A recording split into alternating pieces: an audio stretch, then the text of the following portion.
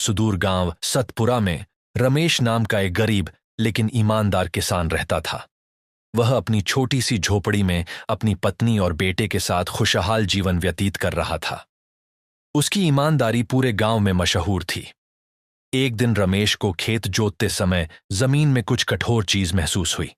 जब उसने गहरी खुदाई की तो उसे एक पुराना लोहे का संदूक मिला। जैसे ही उसने संदूक खोला, उसकी आंखें चौंधिया गईं। संदूक में सोने चांदी के सिक्के और बहुमूल्य रत्न भरे हुए थे।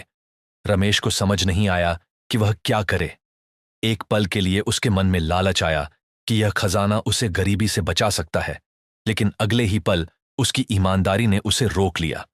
उसने फैसला किया कि यह खजाना जरूर किसी का होगा और इसे सही मालिक को लौटाना चाहिए। वह संदूक लेकर गांव के मुखिया के पास पहुंचा और पूरी घटना बताई। मुखिया ने गांव के सबसे बुजुर्ग व्यक्ति को बुलाया। बुजुर्ग ने संदूक को देखकर कहा, यह खजाना हमारे पूर्वजों के समय का है, जो कभी युद्ध के समय यहां दफनाया गया था। लेकिन इसका असली वारिस कौन है, यह किसी को नहीं पता। गांव के सभी लोग रमेश की ईमानदारी से बहुत प्रभावित हुए। तभी गांव के एक वृद्ध सज्जन बोले, रमेश, तेरी ईमानदारी ने तुझे इस खजाने का असली हकदार बना दिया है।